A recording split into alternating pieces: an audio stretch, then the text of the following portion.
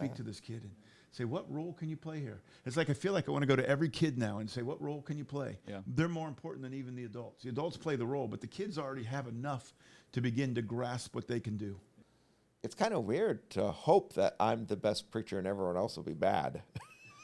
I mean, I don't know when I say it out loud, like, do I really hope that, like, at the end of the day, no one else is good at preaching and I'm the only one who's good at it? Because God's doing something. It's not what I can do. Yeah, it's not what you can do. Yeah, and it's it's what God can do. Because we don't know what God's going to do, but He's going to work through people. Yeah.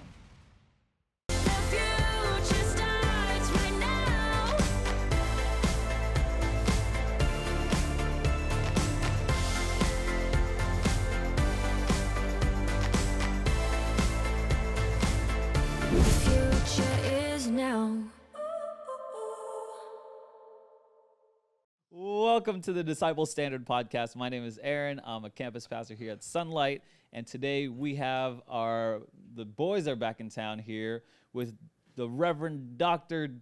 Jary Reed in the house. Dr. Jary, welcome back to the podcast. Reverend. The Right Reverend Doctor. Most right, the Reverend. right, never wrong. The Dean of Deep Thoughts. God, it's me. Never wrong, always right. And we have Mr. Multiply himself, Scott Vander. Ploeg. Welcome back to the show. We're back. Yes. Okay. We are back, and now we're talking about leadership in the church, all that kind of stuff. Jary, if I could ask you, how many people, how many students have you raised into leaders? How many people have you kind of mentored and guided in this process? Give me your just like 50,000 foot take on leadership for the next generation in the church. Let's start big picture. Yeah, I couldn't give you a number. I'm trying to think of all the kids. I've got kids that are pastors of churches, kids that are missionaries, kid that's John's a seminary professor. We've got many who are leaders, elders in their church. So I'd have to sit and think. I hadn't thought about that question. Are you in like the 20s, 30s, 40s? Yeah, somewhere in there. I mean, you're looking at 40 years of high schoolers. Yeah. So I've got several who are teachers at Christian schools. Some that are teachers, from high school on down. Of those, let's say 40, how many were you connected to in a pretty serious way so that they would think of you as one of their key mentors? Well, I would say, I'm going to give myself credit because I would never say any of them, but I think probably a lot of them. In fact, I got an email. I received an email day before yesterday. There was a video at Westminster where I was, a 60-year video, I guess they made a couple years ago. I've never seen it that I'm aware of. And it cuts to me in my classroom, and actually Kelly's in the class, and then a bunch of other kids are in the class. Big Poppy's kids in there, and we're talking. Who's Big Poppy? Baseball player. Oh, okay. Baseball player, yeah. You pointed at Scott. Well, because he knows who he is. Oh, okay. Yeah. Big Poppy. Big Poppy. His new nickname on the DSV. But he wrote back and he said he graduated in 2009, and he said we had a really good time. Thank you for all the time you spent with us. And his line was, "You are the legend." And so when I left the school, the kids gave me a going away party, and there were at least a couple hundred people there, which was pretty cool. Wow. So I'd say a lot of these people would say, I mean, this is uncomfortable to say, but I think that's probably true if I would talk about me, not talking about me, that I think the way that we had things working in my class, it was discipleship all the time. And they would say that you were the mentor. Well, I was a mentor. Oh, a mentor. Yeah, I would think that would probably be the case. Like I was going through some papers yesterday, and I was reading just some of the letters that all kids wrote me. Often, I see nostalgia hit your eyes there. Yeah. As you think this through, this might be a little dark question, but what do you think they would say about you if they were to attend your funeral? Ah, interesting. I don't know what they say. They would say, what's wrong with him? That would be one. Like one girl one time, she's now an attorney. She graduated in 8, and Andrea in Miami. And she came up to me after school really quiet, and she said, "Thank you for teaching me that not all adults have it together, because they all pretend like they do." That was a great compliment. So I think you'd hear that I would always say I'm the worst sinner in the room. Part of it's just age, and part of it is choices I've made. So I think they would hear that. I think they would hear grace, and they would see a lot of laughter. We laughed an awful lot. We did a lot of ragging on each other. Oh, that's good. So they'd hear that, and then they'd hear about Jesus. I mean, clearly about Jesus. Jesus, the person who loves you, who's on your side, who's given his life for you. They learn theology, but only on the backside. Yeah, I would imagine that lesson is still important today, right? Like adults don't have it together, and then grace, and then Jesus died for you. Well, You know, I'll give you an all. example. Relitza is married to a kid, Eddie. Relitza graduated in 16. Cool kid. She was actually adopted. She's from Nicaragua, and she didn't know her birth family. Adopted by a man and a woman, so she's Greek, except she doesn't have any Greek blood. And she was giving birth to her second child, and the baby was flipped backwards, breech, I guess. And so she called me and said, the doctors think they can manipulate this baby so that it's coming out correctly. If I let them do that, am I playing God? Am I allowed to do that? And I said, Relitza, that's God would very much approve of that. And she didn't do it. She decided not to do it. And right before the baby was born, she called me and said she turned on her own. And so it's cool that Relitza somehow in her pregnancy said, let me get Reed involved. That's pretty cool. Yeah, that's huge. Yeah. Especially something like that where, like, are they interfering with playing Yeah, God she's and all that thinking kind of theologically. stuff? Yeah, yeah. So here's Relitza. Out of school, 10 years, 9 years. She was 14 class. So out of school, 10 years, 11 years, and she's still calling Reed. Wow. I'll take that. Yeah, 100% all day. Yeah. All day. Barna research found that 58% of young churchgoers want to make a difference for Jesus, but less than 10% are engaged for leadership positions or kind of engage the church to lead in that particular way. This one's for Scott or you, Jary. How do we recognize these everyday people, students, volunteers, and future leaders, and recruit them instead of kind of going from outside, just like recruiting from within? How do you guys think through that? I have some initial thoughts that just popped into my mind, which is I have always thought to myself that our society kind of does a disservice to young people. I think that actually young people are capable of great things and great leadership, but, we don't, kind of societally, we don't even consider people to be adults until like 27 years old now, which I think is crazy. We just expect them to have sort of an extended adolescence, and we treat them as though, I don't know, we just don't welcome them into sort of adulthood too early. But I can remember that I was actually in California, in San Diego, and I was taking a tour of, they have parked there, I think it's an aircraft carrier, the Ronald Reagan aircraft carrier. And I went on this tour, and then we went up to the bridge, to the very top where, the person in charge of the entire aircraft carrier would be. And I remember they said that the average age of a person who's commanding a nuclear aircraft carrier was 27. And I was like, wow, that's right. Our military is putting people who are 27 years old in charge of billions of dollars of equipment and the most massive responsibilities for our entire country. But our general society doesn't anyone consider anyone to become hey, your first year as an adult's 27 now. It's crazy. Yeah. So I really do think that kind of societally we have to get away from this idea that, and it works both ways, because I think we I don't know. When I was in college, I had the sociology class, and nearby Spokane, Washington, where I lived, there was a Hutterite colony. And I visited this Hutterite colony. Well, in this Hutterite colony, they just, when we were visiting them, they said, okay, you become an adult at age 14. So at age 14, the boys, the men, go to work. They have their job. The girls start whatever. They're no longer considered a kid anymore. 14, you can drive. You have the full adulthood. And that impressed me a lot. And it's probably because of the way I grew up myself. Just, I don't know. No one could tell me I wasn't an adult at 18.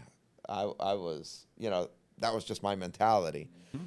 So all my kids will say this because at age 7, I'm like, all right, you're half a Hutterite adult now. Mm-hmm. Each of my kids at 7, I said. And then on their 14th birthday, I'm like, okay, you're fully a Hutterite adult now. And I've been aiming to raise my kids to be responsible adults. So when I think about like my own kids, I mean, you can go ask them about it because it's such a thing in our household. My kids are like, who are these Hutterites? I went over this last year to the 9th grade class that I talked about the Hutterites with all the 9th graders. And I'm like, you know what? You guys are, no one treats you like it, but you are fully responsible people now. And I don't know. I don't think people do that very much anymore. You said 27 is when you think that culture has kind of that treated... is what our culture says now. If there was like an opinion poll, at what age do you start adulthood? Oh, you're taking this from an opinion poll. Yeah, this is what our society thinks. Oh, I don't think it. I thought that was just what you thought. No. I don't think it. This is like there's like opinion polls out there. At what age do you fully begin adulthood? 27 is now the answer. Huh. So, I mean, if you think about it, we all know this. The age of marriage is climbing and climbing and climbing. At what age do you have kids is climbing and climbing and climbing. Like, just there's a kind of an extended adolescent period that our culture tends to afford people now. Is that good or bad? I personally tend to think it's bad. Like, no. A 22-year-old person is capable of a ton of leadership. But is 14... from my standpoint. Is 14 too young? 17. I don't know. Too young, too old. Like, why can't you just let a kid be a kid? That'd be the counterpoint to this, right? Like, just let a kid be a kid. But we do. Yeah, we do. But what's so good about being a kid? I actually think being an adult, that's awesome. Being a kid stinks. Who wants to be a kid their whole life? Well, any reactions to this, Jary? I think that the point is this: kids are a lot more observant and aware than you think. So if you want to get an opinion that is generally less biased and more observant, you ask a kid. Like they watch. Theologically, I'm amazed how astute some of our kids are. If you would say, all right, you go to our school, tell me what you like, what you don't like, they're pretty perceptive. Oh, yeah. If you say, what do you think about so-and-so? Kids will tell you in an unvarnished answer that is, Reed, your hair looks horrible.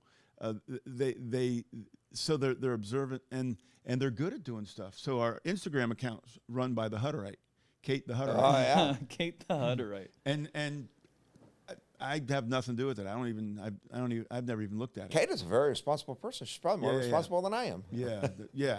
My daughter, when she was in 5th grade, in those days it was still checks. My daughter did all my banking for me as a 5th grader. Oh, wow. And I'd say, hey, T, just tell me where to sign. She's smarter than I am. I'm going to start getting Tegan to do that. And kids did their laundry very early. My kids were doing laundry. I don't know if I'm right or wrong on this, but it is how I've raised my kids, which is a lot of people think, hey, the best part of life is your childhood. No. And after you turn into an adult, hopefully you can look back on that. To me, childhood, why would the best part of your life be childhood? The best part of your life is certainly adulthood. Yeah. I mean, God's got this whole thing. I mean, he's got a whole plan for your life and things to accomplish and a story to be told. And I mean, why? I shouldn't say it this way because I guess some people have this, but to me, if the best part of your life was your childhood, it's sort of like a tragedy. The best part of your life should be your adulthood. So I've been aiming my kids at becoming adults, not staying kids. Yeah. That's my point. I had a friend who said, treat your kids like the adults they will be, not like the children they are. Okay. Because you're going to be an adult a lot longer than you're going to be a kid. I'm going to relate to them longer. So as my kids got to be 8 and 9, rules changed. I did spank, but only till age 8. Yeah. At age 8, it was now we can have conversations. They never had a curfew when they were older, other than what time do you think you should be home tonight? You can make these choices. There are certain rules they had, but very few. You don't ride in cars with, my daughter would, if she's going out on a date with a 16-year-old boy, and she's not going in his car. Yeah. So there are certain rules that we had, but generally speaking, you can make good decisions. Yeah, I heard it put this way: you think for them when they're young, think Yeah. with them when they're older, and Yeah. hopefully they could think for themselves when they're old Yeah, enough. and then when I'm really old, they're going to think for me. Yeah, right. They're gonna think. Yeah. They're gonna think. So for you. we look at our youth group. You're talking about it. We look at crew, which is what we call our youth group. We've got those years from 6th grade to 12th grade as they move from kid to adult. And we're really trying to put together leadership. You did this. These kids, we want them to run crew, determine goals, set the vision, and our job's just to walk with them. We're not there yet, but that's where we're doing the discipleship. Again, Kate doing Instagram. We've got kids leading music, Janice and Adriana. We've got kids doing up front sometimes. You piece out the responsibilities, and that, but I listening to Scott, it just reminds me. It really, I do it because I think kids are amazing, but I think we've got to do it even more because they're capable. purposely. Yeah. We do them a disservice if they're going to college and they've never had any leadership experience with adults. Yeah, agreed. And so that they look at the adults as the ones who have all the answers, when in fact there are some ways in which kids, having been discipled and part of a group, theologically can be healthier than the adults. There was one study that I read in preparation for this podcast, was that they said that there are signs of leadership that are early on, and they said that the signs are not what we thought they would be. So we thought that public speaking or charisma would be early signs of leadership, and they actually found that emotional resilience was a better sign of leadership characteristics, long-term leadership characteristics, than something like charisma or whatever. How do you think through like what you're looking for? How do we identify future leaders, especially? I mean, both of you guys have raised many leaders. So like, how do you think through, like, what are you looking for in a particular person for leadership qualities, I would say? I'll start with kids. Here's what I'd look for. How do they treat the kids that nobody else treats really well? How do they treat the outliers? One. Secondly, are they kids that are in the background helping? Like, are they intuitive? If the garbage needs to go out, you find a kid who's doing it. I worked with a kid at a camp. We used to run these summer camps, and we had, 80, 100 kids working for us. And there was one kid in particular who everything that we needed to do, he was a step ahead of everybody else. And I told him, I said, man, you are the greatest person working here that I've ever had. And then I didn't see him again. He was like a 9th grader. I didn't see him again until I had him in class as a senior. And he had been a pretty big kid, and all of a sudden he was this really skinny kid. I didn't recognize him until like halfway through the year. And they told me, I didn't even know his name, as a 9th grader.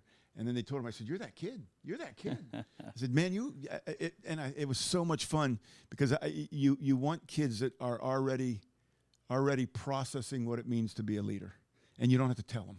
Yeah. And I think leadership, you see, certainly there are things that can be learned, but the way you treat people, and are they ones to me, it's the people in the background, because you really lead from behind, not from in front. You've got to do the upfront stuff if necessary, but you got to be willing then to push others in front. So those would be at least a couple of mine. Yes. I don't know if I have anything so specific. That was pretty good, but I do think. I guess for me, I just pay attention. And if I see some qualities that stand out to me, I know I like to make an investment. So I just sitting here thinking while Jary was talking about how it happened with you and I, because you were actually pretty young when I first started discipling you. 17. And I think we just became friends and started hanging out. And yeah, there were things about you that I didn't know what God was going to do with you yet or how things were going to work out, but I was like, man, something's going on there. That's good. There's something special about Aaron that I can just see, like, yeah, God's going to do something. If I can play some small role, awesome. So, and I think that same kind of thought process played out any number of times in my life. What you're describing is probably something close to intuition, or at least listening to the Holy Spirit.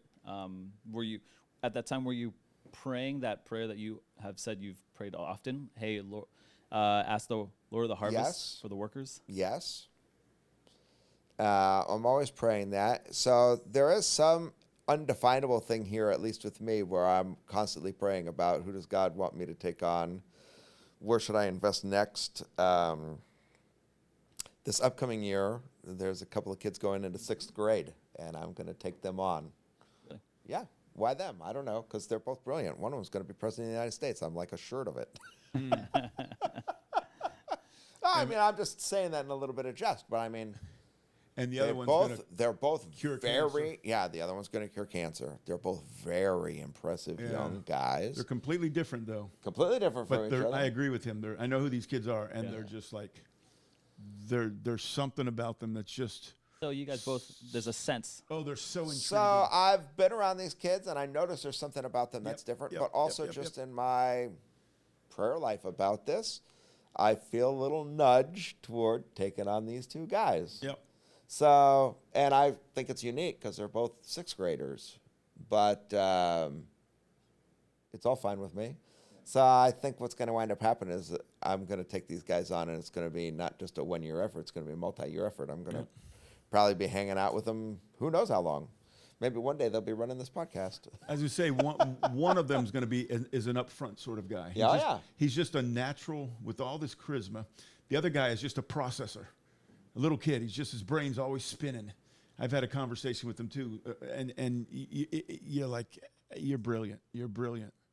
So I think that says to a lot. Could you talk about the importance of this? Because I think a lot of people would say, "Hey, Scott, you're a busy guy. You're high up there. You have a lot of things to manage. Why? I mean, like, yeah, seriously. Well, you'd be surprised, Jary. It's like, hey, what are you doing discipling a 6th grader? Could you talk a little bit about your priority here and how you determine that priority as like, this is worth an hour of my time for years? Okay. I don't know. It's hard for me to relate a little bit to the criticism now. And even if that might be true, that I'm a busy person, for me, my highest priority really is in discipling people. That's my highest priority. So all the other things I'm doing, and part of that setting that as my highest priority has to do with already understanding the outcome that is so obvious in front of my face. It'd almost be like folly if I couldn't see it by now. So yeah, leading any kind of organization, there can be all kinds of like business meetings or organizational meetings or I could spend hours working on various different tasks or whatever. I was thinking about, man, I've been involved in major building projects here.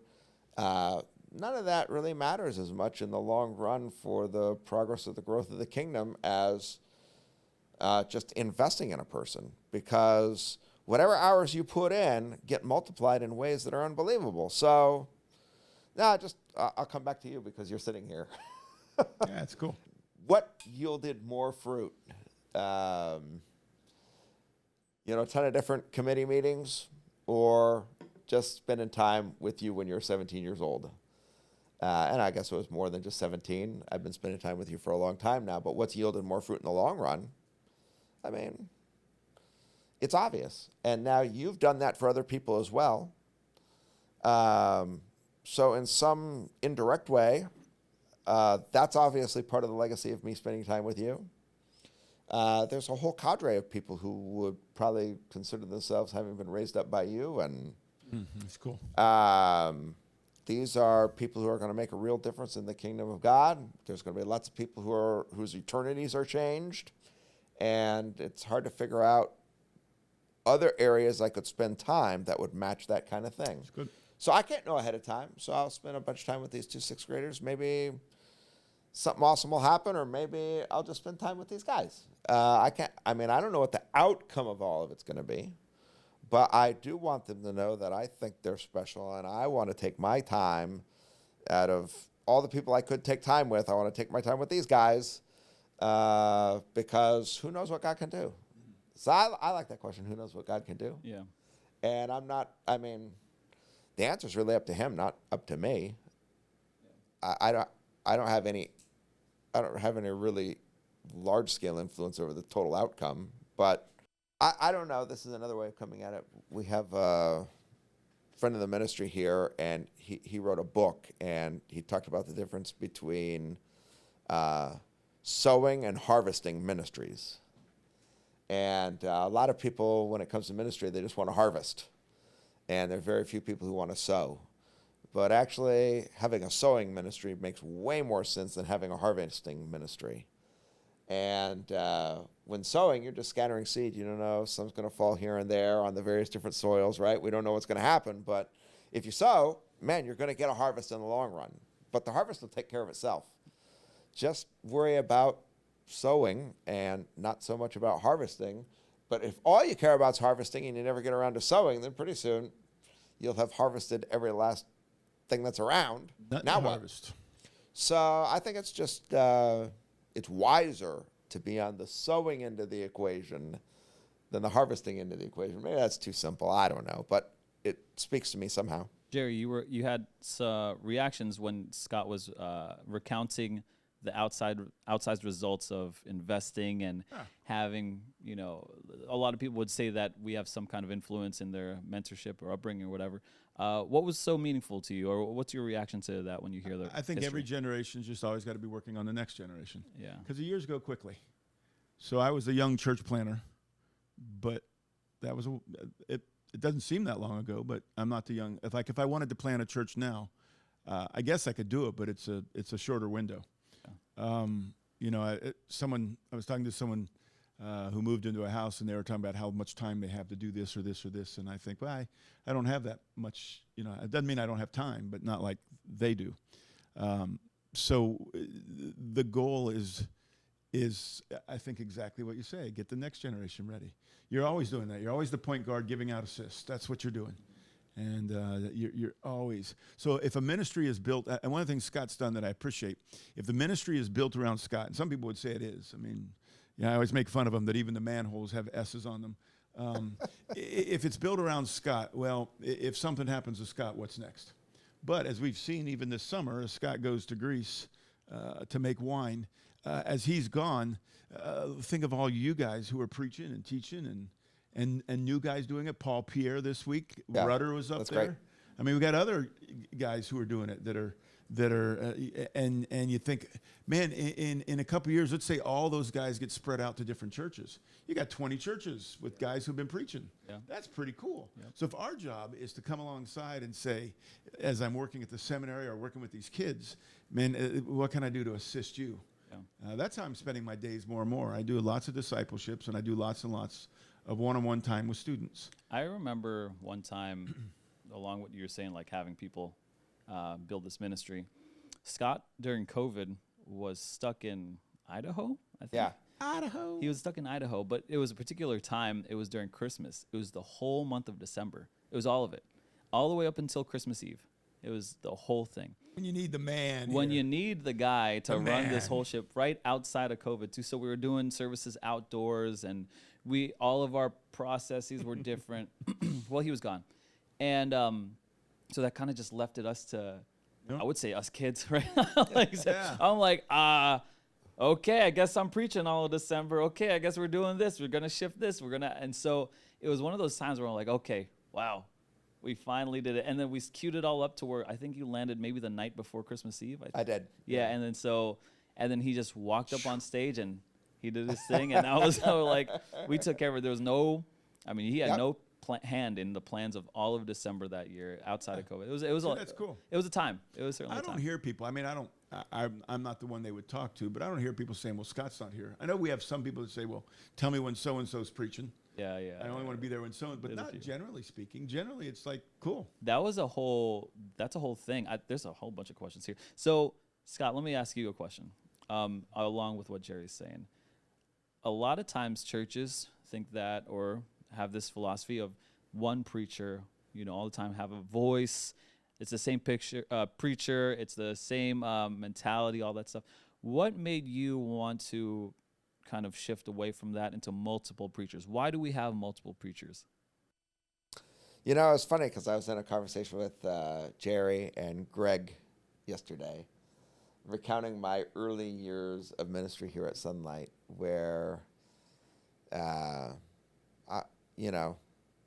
it really was, I'll call it Scott and Andrea. I've been very Scott and Andrea centric. And it was a lot of fun. Those years were a lot of fun. Andrea and I actually look back on those years with some amount of fondness because, those were just fun, enjoyable years. But it becomes a little unmanageable to just keep a church that's growing just centered around one person. And the real person the church needs to be centered around is not Scott, but Jesus. So it's all that kind of stuff too. I think over the course of time, it just strikes me that if you have a church of, let's say, 100 people, like, to me, it would be sad if there was only one person who was capable of preaching. We have huge mega churches of like 10,000 people, and apparently they can only find one person who's qualified to preach. And I just think, like, is that healthy? Is that good for the kingdom of God? And I don't think every person needs to be a preacher. I don't think that. We all have different gifts. But I think, like, to just assume that in a church of whatever size, there's only one person that's capable and the whole church has got to center around that person. So I think it's just philosophical. And then the other thing is, if I'm starting to raise up leaders, I need to give them opportunities to preach and to teach. And so, yeah, they have to, take more of the spotlight, and I can take less, and it's fine. How would you pastor or counsel somebody who says, no, I just want one preacher, or what you're doing is wrong, or it's not effective, probably? How would you? Well, it might be. Maybe what I am doing is wrong. It's not. Okay, but Yeah, I guess what I'm saying you is, could like, say, you could, yeah. I don't worry about whether I'm right or wrong. Yeah. I just sense this is how God's leading our ministry and how I think I can best be a pastor here. And if there's someone who thinks, no, the best way is that we can only have one person, well, there's lots of churches that just have one person. So You got it. it doesn't. I'm not saying they're wrong. I'm not saying I'm right. I'm not saying that's what I'm responding that's good. to. That's good. I just sense that in this church, God wants to raise up other leaders, and I early on got praying that God would do that. And if I pray that prayer and get serious about the idea of it, then I cannot insist that I'm the only person that has a leadership role here, or that I have to be in charge. I got to kind of, I don't know. I don't feel like I've gotten less important to this church or ministry by investing in others and letting them have leadership roles. If anything, I think my role is just as vital as ever, but it's different now. What do you think about a pastor? Well, there's two ways to come at this question. There's a pastor out there somewhere who might be listening and say, if I raise a leader who's a preacher and he's a better preacher than me, I might get fired, or he might replace me, or the congregation might want them for me. How do you think through that for yourself, or how do you counsel somebody through that also? I don't know, because I realize that's a real life thing, but I've thought through it to the other side of thinking. I hope there's 10, 20 people who are better preachers than me. It's kind of weird to hope that I'm the best preacher and everyone else will be bad. I don't know, when I say it out loud, like, do I really hope that, like, at the end of the day, no one else is good at preaching and I'm the only one who's good at it? I actually hope other people get really good at it. And it'd be good for them if there was someone who's a better preacher, because it forces you to deal with your own insecurities. And as a pastor, that's probably if you're a preacher, that's your biggest insecurity. Like, ooh. It's on that, to build off of, it's probably more to, I want people to like me more than I want people to like them more, right? That's probably I think one of the dangers is you're talking about one person preaching is you begin to believe the press, like you're more important than you probably really are. And that here's everybody else and you live on the third story, they live on the first. That's when I think guys get into trouble. And then you're always comparing yourself. How do you think of yourself as a preacher here at Sunlight, regular preacher here at Sunlight? How do you think of Scott's philosophy as you're coming on, as another preacher? You're asking me? Mm-hmm. Well, when he asked me if I wanted to preach, I said no, because I sit in the back row. I like the back row. But what it forced me to do, it's forced me to have to learn how to preach again. Okay. And I always say that you got to get your own voice, and I feel like I'm starting to get my own voice, figuring out whatever my technique is, and I don't have to be somebody else. And if like you'd come on a Sunday after I'm done preaching and said, "Reed, you're done," I'd say, "Finally." I like to preach. But let's get real. We all know Jary is He's an excellent preacher. Yeah, he's excellent. And that's great, I think. But what you also know is I'm not in a power game with you. Like if you would never ask me to preach again, I would never come to you and say, I feel like I need to preach. Yeah, but I'll say one other thing, which is, of course, we have no power game. But I think sometimes younger people, they need to kind of flex their muscle or whatever, and they need to have a little bit of that power game. I think we should just accept that a little bit too. What do you mean? Like sometimes when people are sort of like younger and they're coming up, they have this desire to really be somebody. Yeah, that's good. They might even think to themselves, I can do it better than Scott. Yeah. Or what? Maybe they're going around saying that, or Yeah. they think that. Okay. Do it. Right. I agree. So, I agree. like, even if there is that thing where someone's doing it, it's okay. Yeah, it is okay. It might not for them be the healthiest thing, but it might be a phase that they just have to go through as they're discovering God's call on their life. And like, I don't want to become insecure about that. Yeah. Like, I don't know. It's probably like horrible to say, but it's true. Like when I was young, I was like, man, I just think it can be done better than this. And I had like these thoughts of like, I don't know. I would listen to people preach and I would think to myself, like, a lot of times I would listen to people preach. One of the things that would like bother me is that they don't talk about the Bible very much. And I would think, I can remember even as a young person, a kid sitting in church. I can remember being a teenager. They ask you to open the Bible. I'm looking at the scripture passage. Now they close their Bible and they're talking about whatever, which I didn't find all that interesting, but I'm reading the scripture. I'm like, this is actually compelling and amazing. And why don't we talk about this? And I can remember as a teenager saying to myself, I think in church we should talk about this.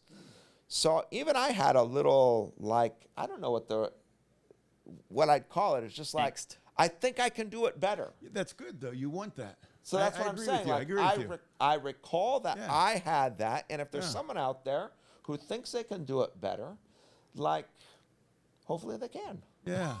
And how else are they going to figure it out except doing it in a safe place?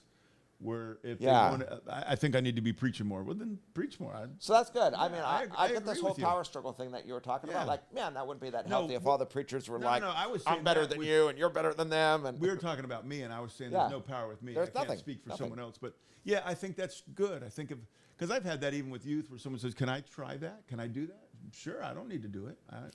I'm more than willing to watch you do that. Makes my life much easier.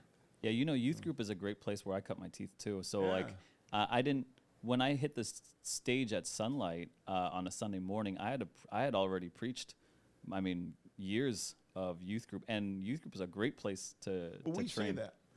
Unless you can talk to kids, you can't talk to adults. It's hard. I mean, they make it hard. Yeah, So- you got to get the kids stuff. 'cause They they're- make it very difficult right, for right, them to right, right. preach. They're an honest crowd. Yeah, Boo, those boo. cell phones come out. I've been booed before. I've been booed, and been walked out, or like they're scrolling around, and Yeah. you just know that you don't have their attention because they could. A movie will capture their attention. A YouTube video will capture their attention. They won't move. They won't move for hours if they're just kind of strolling on whatever. So you know how to like hold attention definitely on youth group. let me ask you guys a question. So how do people kind of get a calling like this into ministry leadership? I think maybe there's like multiple routes, and sometimes it's a reaction, and you kind of get upset about how things are. Like you get upset about how the world is, and now you feel called to do something about it. And then sometimes maybe it's more of a positive vision. But I don't know. Just in terms of thinking about, you've experienced it yourself, a call in a ministry, but other people, what are all the factors that sort of work together to help a person sense a call in a ministry? Mine was always relational. So as an 18-year-old, I started at Key Biscayne as the beautification committee. I emptied garbage cans, and early one morning, I think I've said this, Steve Brown came to me and said, "Young man, God's called you to be a minister." So that's where that started. And then, they encouraged me with seminary, and then different people had different seminaries that they wanted me to visit. So I had people relationally saying, we ought to do this. A guy, Larry Roth, was real big on supporting me in that. And then when I got, after that, I had churches, a couple different churches that offered me jobs, and they were encouraging. So it was relational. Even when I went back and did PhD studies, I did a THM to see if I could even do PhD, if I could withstand the rigor. And I had professors that had different worldviews, guys at Princeton, who said, "You can do this. We really think you ought to do this." So for me, it's always been relational, because I would never on my own, like the idea of being a pastor is kind of ludicrous. Like who would ever, who? Yeah. I'm going to be a veterinarian is my role. Okay, so that's an awesome observation, that God uses people to draw callings out of other people. So I think that's one of the things is like I'm discipling a middle schooler and a high schooler right now, and I keep telling them, "Hey, you're one of the leaders here. You're the dude. Just remember, you're going to be one of we're going to be." And I even tell the kid's father. I was talking to the kid, one of the kid's fathers, and I said, "Yeah, you understand? They're at PJ this year. They'll be gone next year for sports." And I was talking to the father Tuesday night after youth group, and I said, "Your son's going to be one of our leaders." Because he was thanking me for doing discipleship with his kid. Yeah. So I think for me it is relational, and I'm always looking for the who are going to be the leaders, and for me it's relational. That's important. PS has always given me a framework, internal and external understanding of calling. So this is how I carry that out. So just to kind of explain what I've learned. There's an external calling, like someone else, like a relationship, or someone saying like, "Hey, I think you would be a good leader," or like kind of like recognizing something in you that you may or may not have recognized yourself.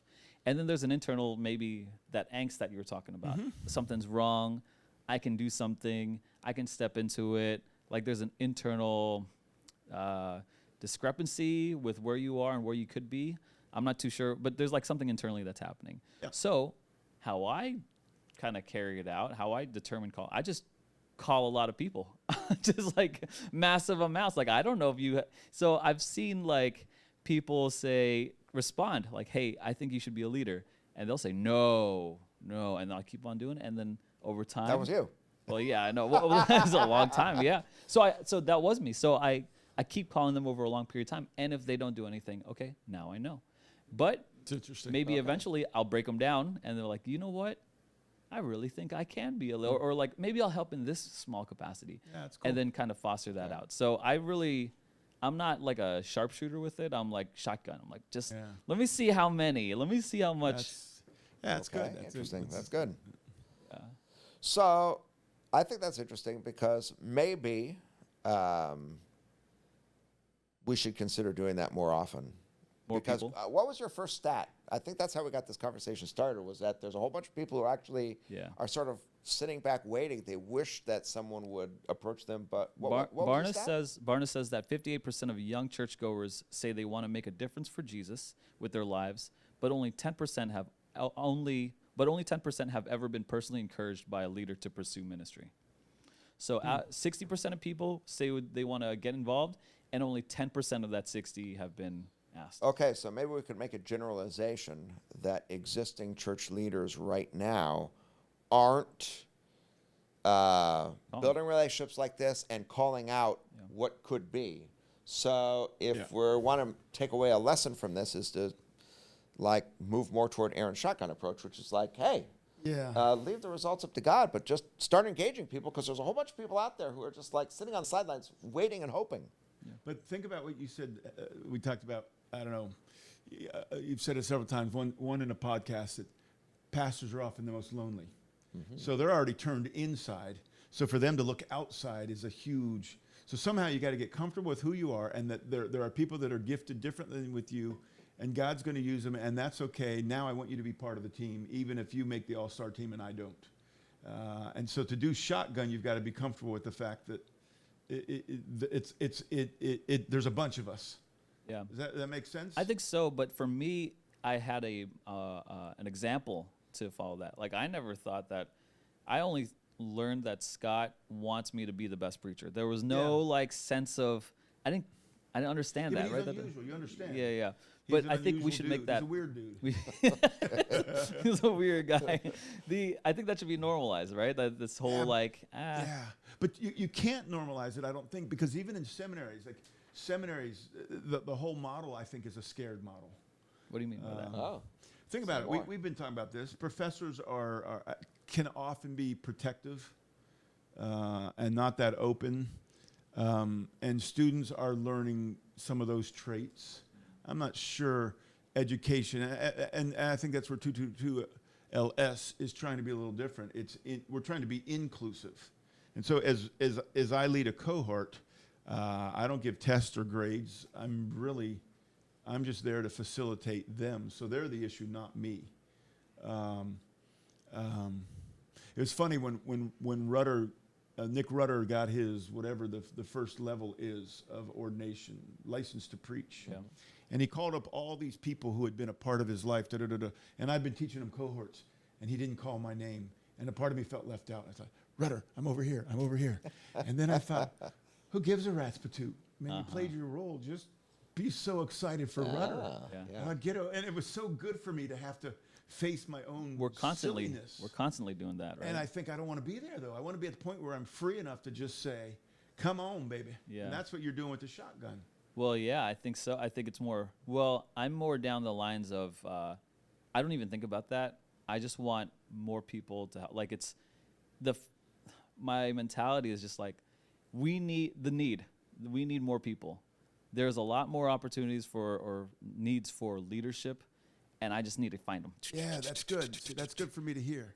Because in youth group, we need about 15 more leaders. Because we're maxing out with the one. We have probably 15 now, but we need to double to be able to double. Yeah, and the needs will dictate, how That's good. how much ask. If you see a big need, you'll ask bigly. Like if you don't see a lot of big need, there's not a lot. And so I think maybe what ends up happening in these different churches that only 10% have been approached here is they don't see a big need. And I want to call back to a question that you brought up earlier, and just the importance of this question, and maybe you could expand on that. It's important to ask ourselves, who knows what God could do? Right? That question, who knows what God could do, is kind of twofold. It's one, who knows what God could do in a person, and who knows what God could do if I had people, what could he do with, in the ministry? Could you elaborate a little bit on your thoughts on that question and why that's so important to you? I'm having a variety of thoughts now. One is, I'm supposing maybe there's people who are listening in. They're part of our church, and maybe they're one of these people who really would they'd say to them, man, I'd step up to the plate, but I've never been asked, or I've never been approached, or whatever. So I'm just thinking about that right now. And in a way, kind of beg forgiveness. Because of my own human limitations. I've been able to take people on, but I haven't been able to take everyone on. And I can't take everyone on. So actually, that's one of the reasons I need to keep on multiplying, is so that eventually, hopefully we have enough people so that there are people who are kind of out there wishing that someone would approach them. They'll get approached. So that's just a thought that I have, because I would guess that in any church community, there is probably all kinds of potential that is completely unrealized. Yeah. So we think about, sometimes we can think about what our churches don't have, man, we don't have this or we don't have that. We're too small. We're too, our facilities don't this or that. We spend a lot of time worrying about that, but like, we don't even know what is the true potential of what we do have. Right. So I wonder if our church was like fully alive, what would be happening? So this is like, think about what God could do. Yeah, it's good. Man, we have a ton of potential that's just sort of latent. And think about what God could do. And in a sense, like my concern as I was thinking about how to answer your question is just like, there are probably people who are like, man, I just wish I could do this. And I just have to kind of apologize because we actually need them to do it. Yeah. And it's too bad that I or no one else has like discovered that potential yet. But I hope we will. the exciting part about this, have you guys seen that movie Limitless, or at least No. heard of it? This guy, I guess you work like 5% of your brain, and this guy takes a pill, and now he's able to access 100% of his brain, and he Right. can do all kinds of crazy stuff. Anyway, the exciting thing about this is that by this study by Barna, we're only tapping into the potential of 10% of our potential as a church, right? On average, right? All churches everywhere Of like leadership. of leadership potential in the Yeah, church. it's good. So, like, if you think about what we've got going on right now at Sunlight, and not just Sunlight, I'm not trying to make it just about it, but at any church, any given church, anywhere in the nation, they're only tapping into, on average, about 10% of the leadership potential at their church. What can we do to access the other 90? Yeah, imagine. So I think our church probably has like way more of a powerful ministry ahead of itself than we even think now, because who knows who are like the powerhouse Christian people who are going to do amazing things for the purpose of Christ's kingdom, and we don't even know yet. That's good. So it's pretty exciting. So how do we tap in? I think youth group is huge. Yeah. We're raising a generation, and they're going to be adults at 14. Yeah. Before And there's probably even people who are 80 years old right now who could have amazing that too. I mean, ministries. with the seminary, we've got all ages that are getting some training, and it's a training that is not information overload. It's very practical, and they're getting opportunities to do things. As we work on this master's program for teachers, we've got all these opportunities. But I think it's having in your mind. I'm thinking of one particular kid. She'll be a 9th grader this year, and I haven't seen her for the last couple of weeks. She plays volleyball, and she's in and she's out. But there's something about her that's cool. There's a skepticism, but it's a good skepticism. And like as you were talking, I was thinking, all right, who knows what God can do? I need to go speak to this kid and say, what role can you play here? It's like I feel like I want to go to every kid now and say, what role can you play? Yeah. They're more important than even the adults. The adults play the role, but the kids already have enough to begin to grasp what they can do. Yeah. Who's going to bring kids to youth group? Kids are going to bring kids. I'm not going to bring them. Yeah. Who's going to get the mindset of ministry? They are. So you think about it with church kid size. You think about it with young adults. You think it with adults, and somehow then as a larger community, beginning to ask that question: who's here and what can you do? Yeah. That's good. I think you're tapping into something. You described two things for me that I can see. The first things you said were youth group and 222 LS, which is our seminary. Those are two organized, systematic ways and approaches to developing leadership. But then the second thing you said was, I just want to go up to every kid and just find out. Shotgun. Yeah, shotgun approach, right? So it's like the spirit of it, that second part of like the value of like kind of find the potential everywhere, gave way to the organizational systematic approach, which is LS and youth group. Both, I think, are needed, right? Well, you got to do them both. You got to do both. Because somehow, but we have to have the system in place. Yeah. Not the program, but the system that they can fit into and get the training that would be helpful at the same time while they're actually doing some things. But even base level than that is that this church has always been. I'm proud to be a product of it. Is like we've always been investing in finding out about.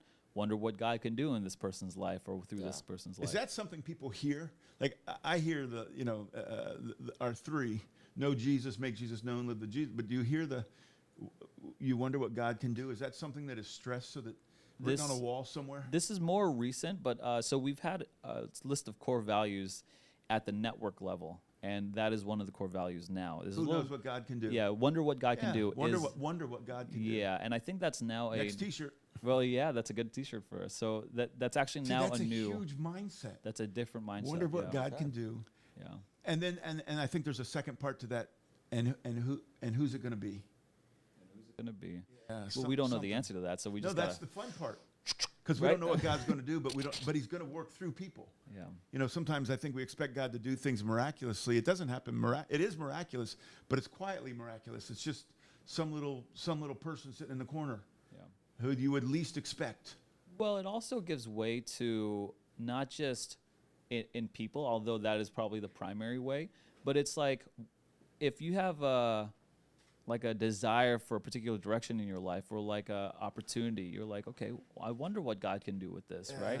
So there's a unlocked potential that you could kind of try to see from God's perspective. Or now, who's the person coming to the church might have that, or is that something that we have? Yeah, I mean, I think I'm only talking about us, so we should have that, right? But maybe that's something that could you imagine if everyone thought like that? Well, I'm just thinking through this whole process. See, I need to go process this now. I wonder what God can do.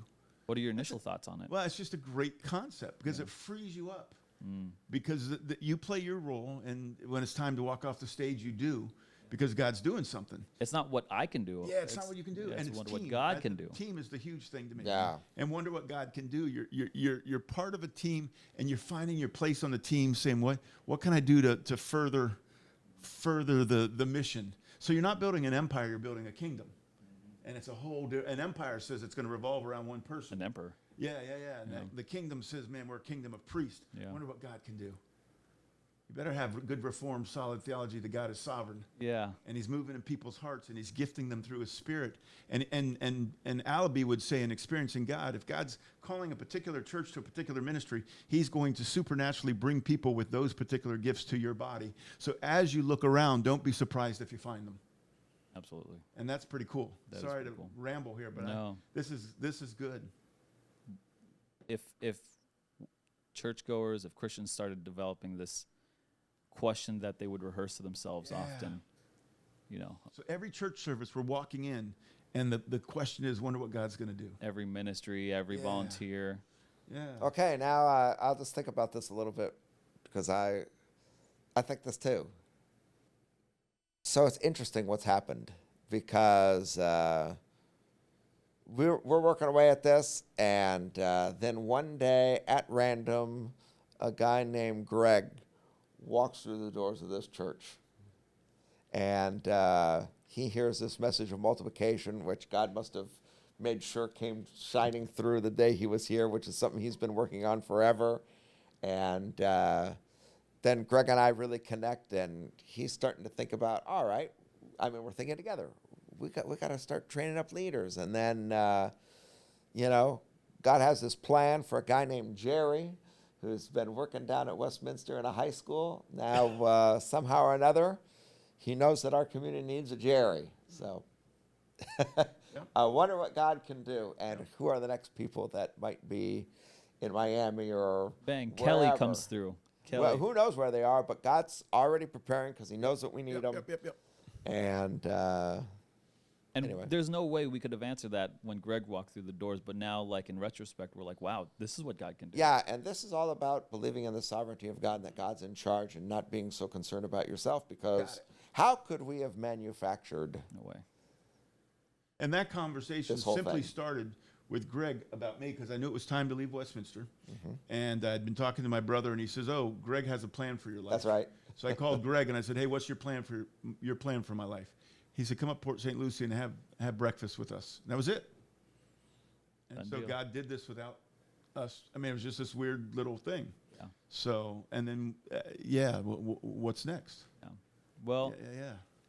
one thing that's happening in our ministry, this is definitely a conversation to continue. One way to continue it is that we're having a conference here in November, I think 9, 10, 11. Link will be in the description. And we're going to ask ourselves the question, wonder what God can do in our denomination. Wonder what God can do in our churches and through our leaders. Like the CRC and the denomination, we're experiencing some kind of decline in membership, or some kind of stagnation, or angst.